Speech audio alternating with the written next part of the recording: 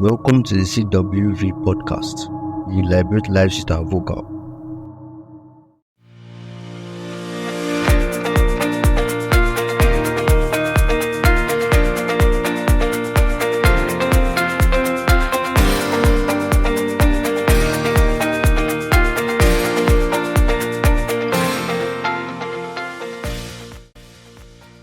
Hey everyone, welcome back to the CWV podcast, the show where we help you grow, learn, and lead with clarity and confidence. I'm Sultan Adile, and today we are diving into something that's more important than ever: critical thinking.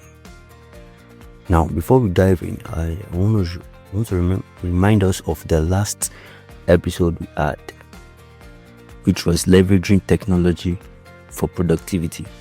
And in the past episode, we see how technology can be used in productivity, how technology helps in the industry, how it helps in works, how it helps in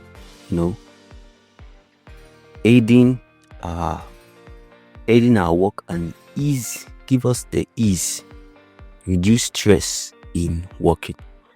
Now we are in another episode, but this episode is a very quick one. It's not something that is very kind of long. It's just a short episode. In a world full of noise, opinions, and misinformation, your ability to think clearly and make sound decisions is your biggest superpower. So how can you actually improve it? Here are several practical ways to boost your critical thinking skills, starting today. Number one, we have ask more questions. Don't just take things at face value. Dig deeper. Ask, what's the evidence? What am I missing? In the act of critical thinking, you need to know how to ask questions. In Nigeria now, there is something trending in the music industry, in the gospel music industry, and it is about a gospel musician that has his hair tinted, and the pastors have been criticizing him. Why would he have to tint his hair and to sing this kind of powerful song, and his physical appearance is not aligning with God? Trying to say that his physical appearance is not aligning with the act of decency. They're trying to say that it's not decent enough. It's not decent enough. But this number one point is saying that ask more questions. Don't just judge by the physical appearance. You need to ask questions. Though we don't know the act of the man, no one can see the act of a man. But at the same time, we need to ask questions to know the reason for why he had it like that and the reason why he's appearing that way. Number two, challenge your own biases. Yes, even you have them. We all do. Becoming aware of your blind spots is the first step towards better thinking. It says becoming aware of your blind spots is the first step towards critical thinking, towards a better thinking. Now, looking at that part here, you can see that it's saying that challenge your own biases. Make sure that there is no alternative thoughts. Yes, even if you have them, you don't need to go further. You don't need to really stress yourself, because that's why the number one says you should always ask questions. Ask more questions to be sure to confirm what that is actually saying, what it actually means. Because we have two conscience. We have the conscience that speaks the truth to us, that speaks fact to us. And we have the other conscious that speaks negative to us, the positive part of us and the negative part of us. Number 3, evidence. Evaluate the evidence. It says evaluate the evidence. Before you believe or share anything, check the facts. Is the source credible? Is it objective? Before you could do anything, you must try to check the facts. Check more. Do more check-ins. Don't just come to conclusion, but you need to check the facts. Check if that thing is actually worth it. Number 4, practice active listening. Instead of planning your response while someone's talking, try to really hear them. It's harder than it sounds, but so worth it. You must practice active listening. To be a critical thinker, to be someone that really wants to think, to solve problems, you need to be an active listener. You need to be able to listen. You need to be able to have a listening ear. Even as a counselor, if you want to counsel your client, you need to have these skills. You must know how to listen. You must know how to take details, take whatever necessary details that the person or the individual or the thing you are making research on, or the person speaking to you. You need to be able to listen well to grab any useful information. Number 5, read widely and often. Get out of your echo chamber. Read people you disagree with. It's not about agreeing, it's about understanding. Like I said, I'll still go back to the first person I was given as an example, that in Nigeria there's a gospel artist that is trending now on social media.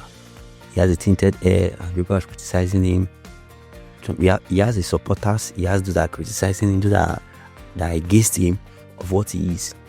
And he says that you should read widely, study people. Don't just disagree with them. Try to understand them.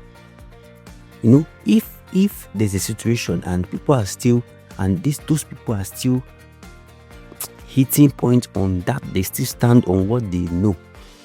We have this knowledge that we stand on what we know. So most of us stand on what we know. They don't want to adapt new change. So people don't like to adapt new change. They want to learn it themselves. They don't want to learn from people. They don't want to learn things from people. So they want to adapt only for themselves. They don't want to pick it out from people. But even if you disagree with them, you must still need to understand them. Don't just assume. Like there's a word I learned. There's a word I received.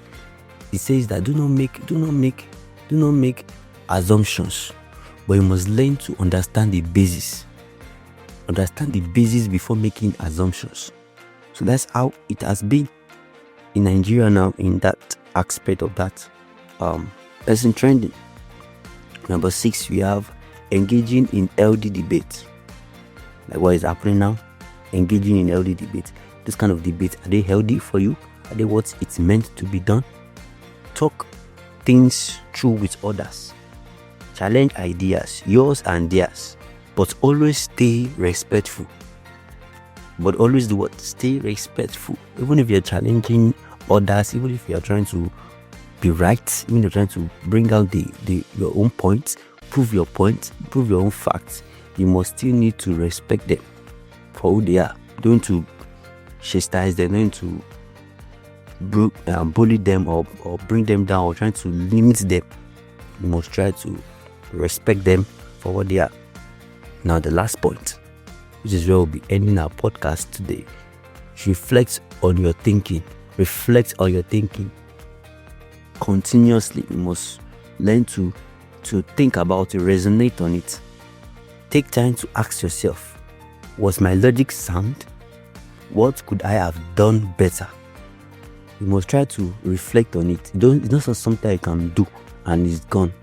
You must try to check your logic, your point, your facts. Is it worth doing? Is it better? Is it something that is good enough? We are not perfect. We are all not perfect, but we are learning. We are learning every day. And if we see someone better than you, does not mean you should be ignorant of learning from that person. The person can correct you in a rude manner. The person can correct you in a rude state, but you must try to endure so that you can learn from that person. A wise man will not react to the rudeness of someone who is trying to educate you. You won't react to it. But as a wise person, you will be humble enough to learn from that person. You must have humility. Humility is what supersedes foolishness. A man that has humility has conquered foolishness. That's it for today. If you found this episode helpful, don't forget to share it with a friend or leave a review. And remember, your mind is like a muscle. The more you challenge it, the stronger it gets. Thanks for listening to CWV Podcast. Until next time, keep thinking deeply and living wisely. Do you like this episode? Don't forget to subscribe to the CWV Podcast to stay updated on our latest episode and follow our social media pages on Facebook, Instagram, LinkedIn, and X to read our posts and updates. Content Writer's Voice is a rising online platform, your source for your writing needs. From captivating designs to engaging blog posts and web copy, our professional writing services make a difference. Contact us today and let your words speak volume. Thank you for listening.